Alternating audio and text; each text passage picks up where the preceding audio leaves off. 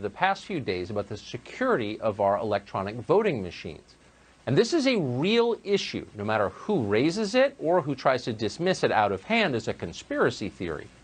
Electronic voting is not as secure as traditional hand counting, period. It never will be as secure. Voters can see this because it's obvious, and it makes them nervous. And why wouldn't it make them nervous? Our leaders have given us every reason not to trust technology. The people now telling us to stop asking questions about voting machines are the same ones who claimed that our phones weren't listening to us. They lie. We all know that.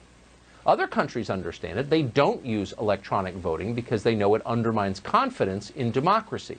A system cannot function if no one trusts the vote. And that's true here, too, as we're finding out.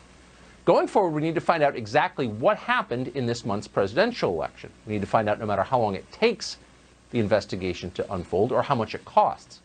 And once we get answers from that investigation, we ought to revert immediately to the traditional system of voting, the one that served our democracy for hundreds of years. What we're doing now is not working. That's an understatement. As of tonight, the state of New York still hasn't managed to count the votes in 5 House races thanks to mail-in voting. That's a disaster. Let's stop pretending that it's not. But at the same time, we shouldn't let our focus on voting machines distract us from all that happened earlier this month. The 2020 presidential election was not fair. No honest person would claim that it was fair. On many levels, the system was rigged against one candidate and in favor of another. And it was rigged in ways that were not hidden from view. We all saw it happen. The media openly colluded with the Democratic nominees. Joe Biden and Kamala Harris refused to explain what they would do if they were elected. That's never happened before in any presidential election in American history. But the media allowed them to do it. At the same time, beginning in the spring, Democrats used our public health emergency for nakedly partisan ends. They made their own donors fantastically richer. Jeff Bezos alone saw his net worth jump by more than $70 billion during the pandemic. Then Democrats used the coronavirus to change their system of voting. They vastly increased the number of mail-in ballots because they knew their candidates would benefit from less secure voting. And they were right. They used the courts to neutralize the Republican Party's single most effective get-out-the-vote operation, which for generations had been the National Rifle Association. Not enough has been written about this, but anyone on the ground saw it. Thanks to legal harassment from the left, the NRA played a vastly reduced role in this election, and that made a huge difference in swing states like Pennsylvania and others. But above all, Democrats harnessed the power of big tech to win this election. Virtually all news and all information in the English-speaking world travels through a single company, Google.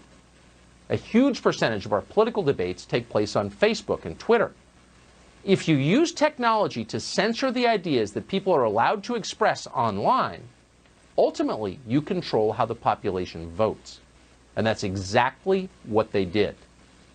They rigged the election in front of all of us, and nobody did anything about it. Dr. Robert Epstein saw this coming. Epstein is one of the world's foremost experts on the effect of big tech on politics. Epstein is not a partisan Trump supporter. In fact, he's a Democrat. But he believes in democracy, and for years he has warned that Silicon Valley could steal this election. This is what he said when we spoke to him about a year ago. Google and similar companies like Facebook are completely unregulated in the United States, so they can do whatever they please. And if they all work together in 2020 to support the same presidential candidate, which is very likely, and probably it'll be a candidate that I support, by the way, they can shift upwards of 15 million votes with no one knowing that they've been manipulated and without leaving a paper trail for authorities to trace.